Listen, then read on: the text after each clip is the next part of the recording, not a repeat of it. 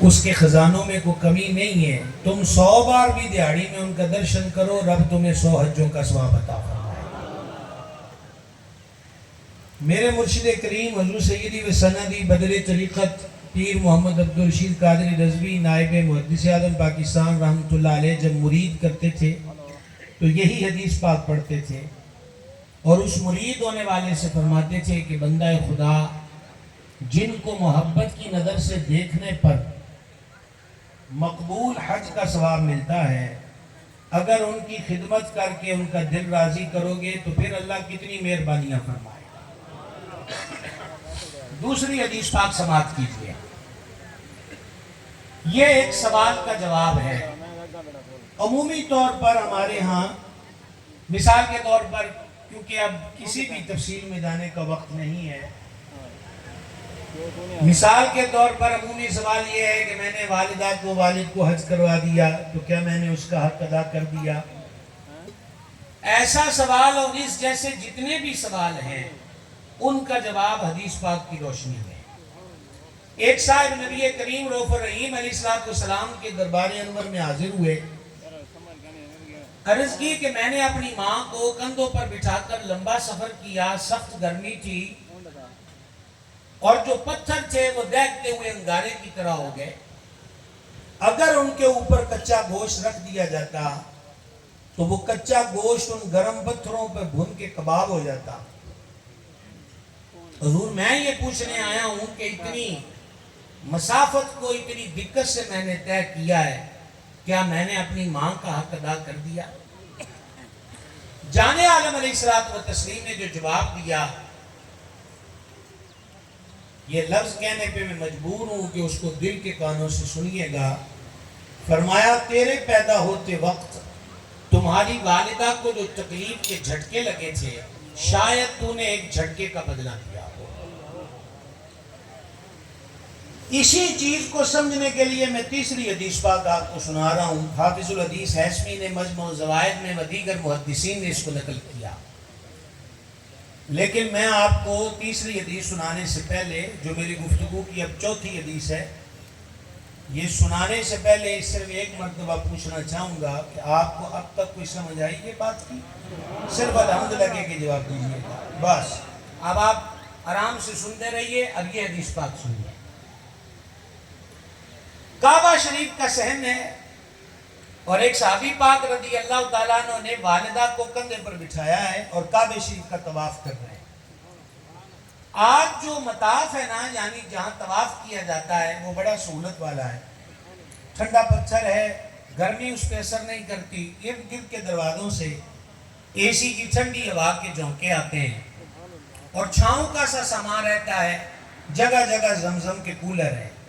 پر جس دور کی میں آپ کو بات سنا رہا ہوں وہ بڑی پتھریلی جگہ تھی اور سخت دھوپ، اور والدہ کو کندھے پر بٹھا کے رش میں وہ صحابی پاک طواف کرا رہے ہیں. جب طواف کمپلیٹ ہوا تو بارگاہ میں حاضر ہو گئے اور سوال کیا، آقا آپ نے ابھی ملاحظہ فرمایا کہ میں نے ماں کو کندھوں پہ بٹھا کے کعبے کا طواف کرایا ہے، پوچھنا یہ چاہتا ہوں کہ کیا میں نے اپنی والدہ کا حق ادا کر دیا؟ یہ سوال. تو سید عالم علیہ السلام نے جو جواب دیا، پہلا جواب بھی ذہن میں رکھنا اور یہ جواب بھی ذہن میں رکھنا. فرمایا تمہاری ماں نے کبھی تمہیں محبت سے مسکرا کے دیکھا تھا نا، تو تو نے ابھی اس مسکراہٹ کا بدلہ بھی نہیں کیا. باقی مرضہ تو بہت زیادہ ہے. لہٰذا آپ کوٹھی بنگلہ ماں باپ کو لے دیں، آپ ان کو وی وی آئی پی پیکیج لے کے حج کروا دیں، آپ ان پر اپنی زندگی کی آدھی آمدن خرچ کر دیں. کبھی یہ وہم دل میں مت پالنا کہ میں نے ماں باپ کا حق ادا کر دیا. حق تو یہ ہے کہ حق ادا نہ ہوا. بات کی سمجھ آ گئی جناب؟ جس دور میں ہم جی رہے ہیں یہ ترقی یافتہ دور ہے. اگرچہ ہمارے جلسوں میں تاخیر کا دور پرانا ہی ہے. ابھی حضرت نقیب فرما رہے تھے کہ بلا تاخیر، تو میں عرض کروں گا اس باغ کے نیچے جو زیر ہے نا اس کو بدل کے زبر ڈالیے اور اب کہیے بلا کی تاخیر. تو ترقی یافتہ دور ہے. یا رب صلی وسلم. ترقی یافتہ دور ہے.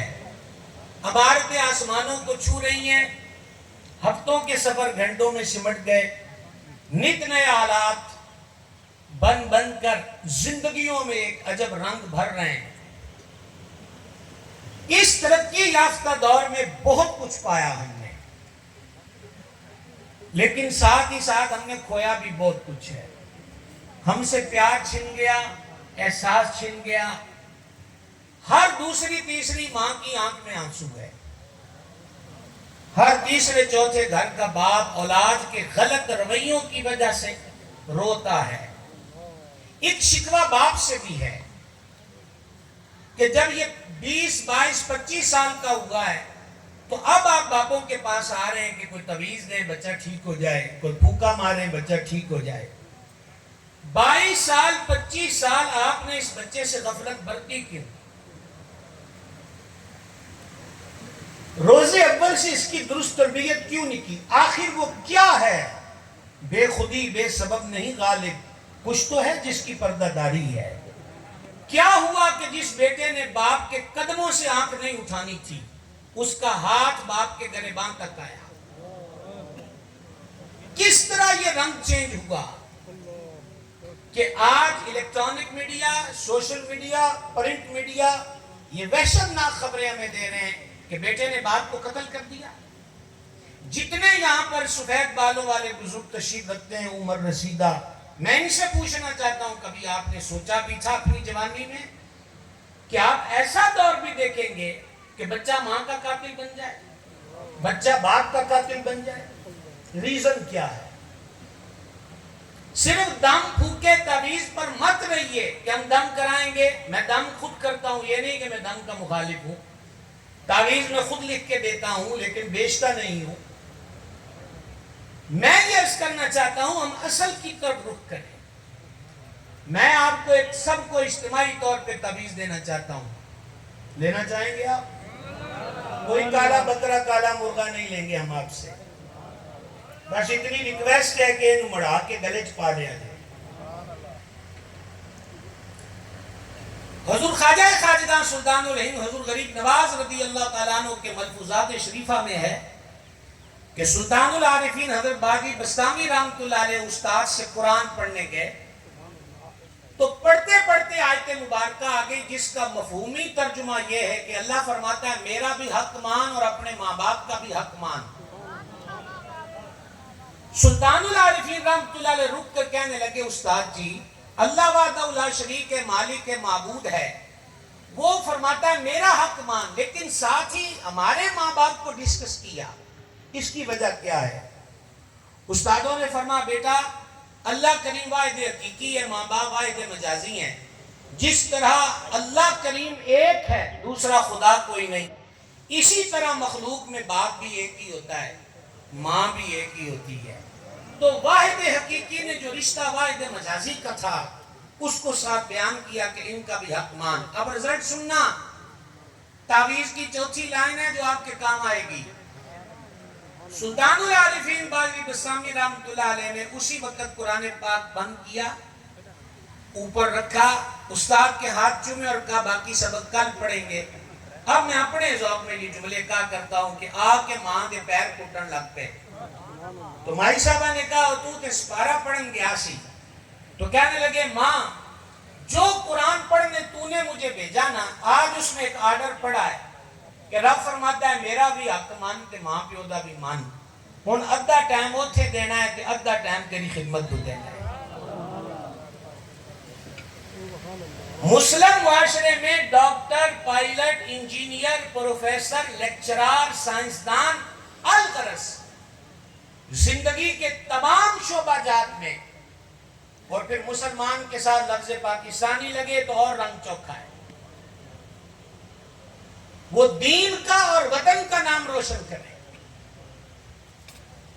منبر آپ کی اس تعلیم کا مخالف نہیں ہے، محراب آپ کی اس تعلیم کا مخالف نہیں ہے، صرف اتنی گزارش ہے